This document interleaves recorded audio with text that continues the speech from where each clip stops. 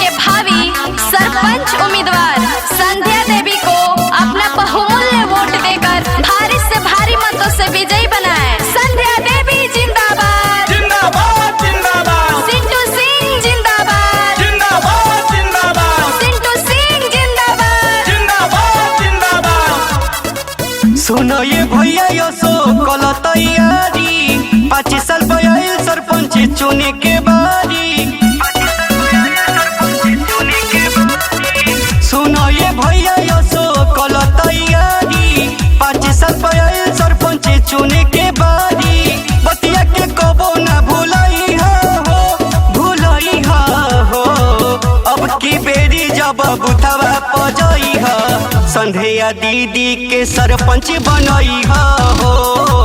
Bury panchayat से विजयी बनई हो संध्या दीदी के सरपंच बनई हो। गरीबों की मसीहा बेसहारों को सहारा देने आ गई संध्या देवी, तो अपना बहुमूल्य वोट देकर भारी से भारी मतों से विजयी बनाए। संध्या देवी जिंदाबाद जिंदाबाद जिंदाबाद। सिंटू सिंह जिंदाबाद जिंदाबाद जिंदाबाद। मिलल बा मौका खइहो ना धोखा केहू के झांसा में न आई हो ये भैया इनी होरा करिला कि तोहर पहिया परिला।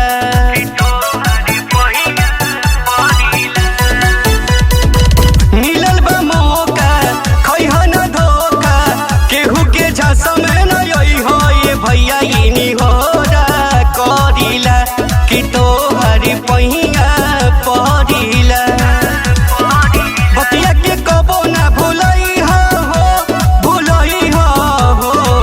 अब की बेरी जब बुथवा पजई हो संध्या दीदी के सरपंच बनई हो।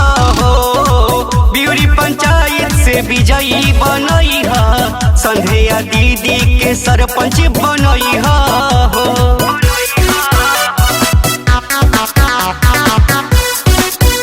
ब्यूरी पंचायत का यही पुकार आपकी बार संध्या उम्मीदवार संध्या देवी जिंदाबाद जिंदाबाद जिंदाबाद। सिंटू सिंह जिंदाबाद जिंदाबाद जिंदाबाद। सिंटू सिंह जिंदाबाद जिंदाबाद जिंदाबाद।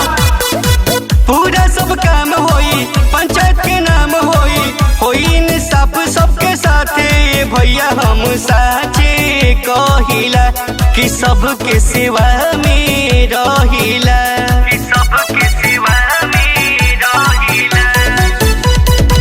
पूरा सब काम होई पंचायत के नाम होई इंसाफ सबके साथे भैया हम साचे कहिला कि सबके सेवा में रहिला।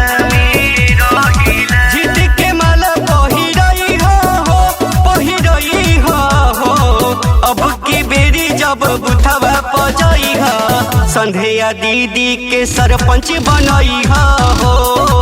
ब्यूरी पंचायत से विजयी बनई हो संध्या दीदी के सरपंच बनई हो। सुनो ये भैया यो सो कल तैयारी 5 साल भयल सरपंच चुने के बारी। बतिया के कबो ना भूलई हो अब की बेरी जब बुथवा पजई हो संध्या दीदी के सरपंच बनई हो। ब्यूरी पंचायत से विजयी बनई हो संध्या दीदी के सरपंच बनई हो।